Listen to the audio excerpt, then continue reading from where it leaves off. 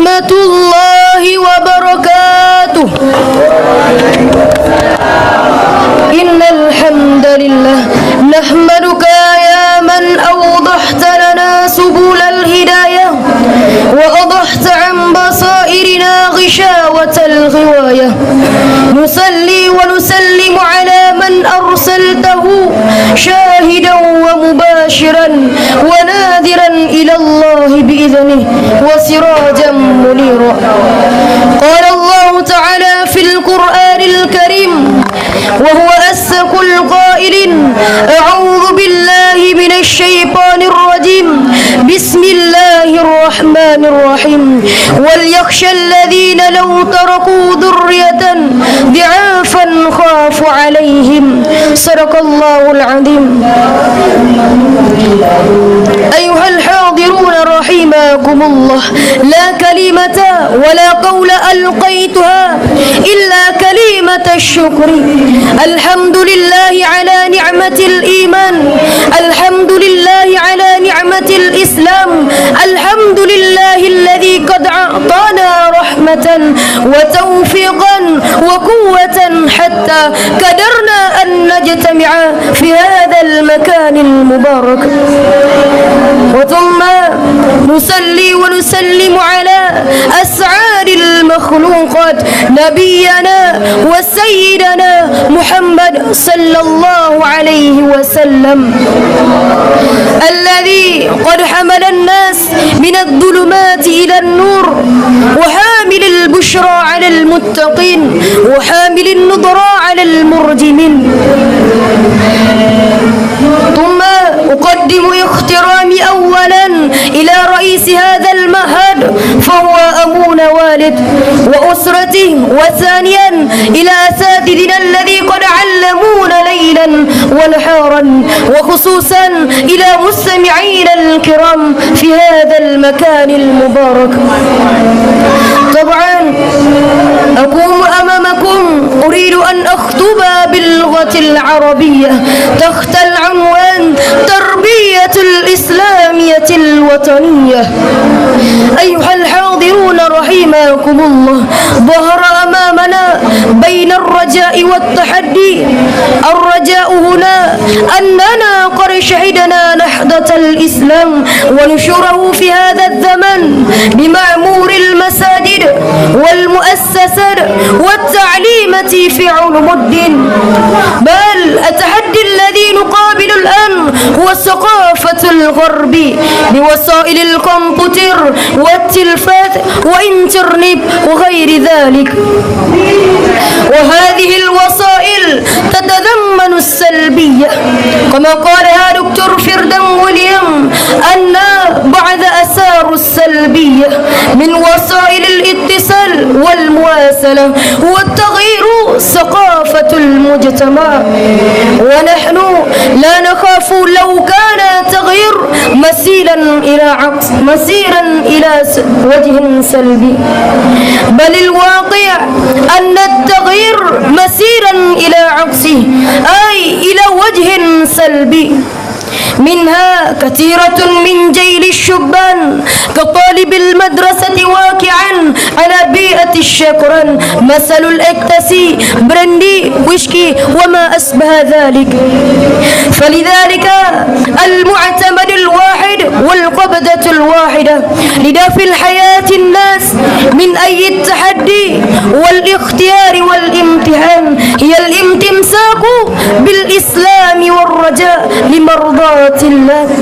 ها هي مرجوق ومأمول لأجيال الإسلام وطلاب المدرسة على الحين لمواجهة الحياة الخيرات والحسنات بهذه القبضة. أيها الحاضرون رحمكم الله، مطابقا ومناسبا بتغيير القول القائل أن المدرسة هي مكان تربية والتعليم الطلاب من علم والتكنولوجيا. ذكرى لأهمة الدور المدرسة في بناء الإنسان الإسلام ومتخلق بمكارم الأخلاق. فقال الله تعالى في القرآن الكريم: أعوذ بالله من الشيطان الرجيم، بسم الله الرحمن الرحيم. وليخشى الذين لو تركوا من خلفهم ذرية ضعافا خافوا عليهم. أيها الحاضرون رحمكم الله، ولنخشى ونخاف لو تركنا أجيالا ضعيفة، إما من جهة المال والجسد والعلم وجهاد الحياة، وأخاف من ذلك هو سوء الأخلاق. لماذا؟ لأنه سيفسد ويسمم نتيجة الجهاد الكريم حتى يكون راعد الأعباء، بل جمة ومؤكدة ومختمة الأعمار، نعوذ بالله من ذلك. أيها الحاضرون رحمكم الله، مع أن التاريخ سيخبرنا ويسيرنا إلى الحماس بكل حماس ومستولية عامية دينية، دين الإسلام الذي نعانقه. شبان اليوم رجال الغد، وسوف نكون رجالا وكونا في المستقبل. لذا لتحقيق المجتمع الديني، أعني مجتمعا يعتمد أهله.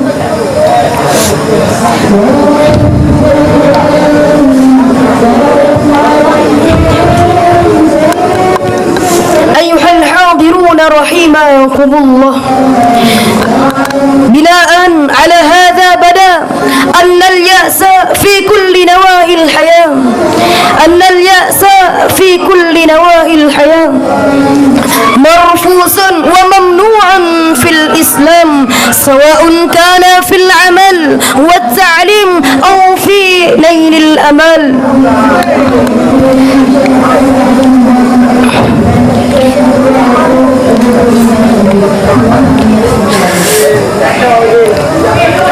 أيها الحاضرون رحمكم الله، بناء على هذا بدا أن اليأس في كل نواحي الحياة مرفوض وممنوع في الإسلام، سواء كان في العمل والتعليم أو في نيل الأمل.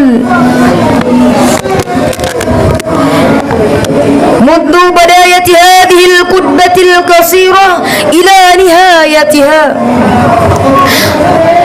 نلخص أن المدرسة هي مكان المؤسسة والتعليم الطلاب والارتفاع الإمكانية البشرية.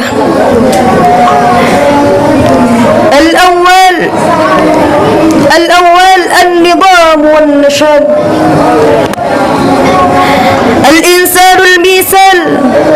الإنسان الميسال لا بد علينا من نظام ونشاط في طالب الرزق وتصرف المال في سبيل الله لاستعداد المستقبل الناجع. وعلى العكس إذا كنا كسلانا ليس لنا نظام فانتظر الساعة الغامضة أو مؤشفة. والثاني الأمانة من مميزات الإنسان الميسل، الأمانة نحو نفسه ونحو غيره. أيها الحاضرون رحمكم الله، الثالث الإنسان الميسل لا يصيبه اليأس في تاركه. أيها الحاضرون رحمكم الله، اكتفيت كلامي في هذه الليلة. إن وجدتم مني خطأ فهو من نفسي، وإن وجدتم مني صوابا فهو من الله. آخرا بالله توفيق والهداية والرضا والعناية. والسلام عليكم ورحمة الله وبركاته. وعليكم السلام ورحمة الله وبركاته.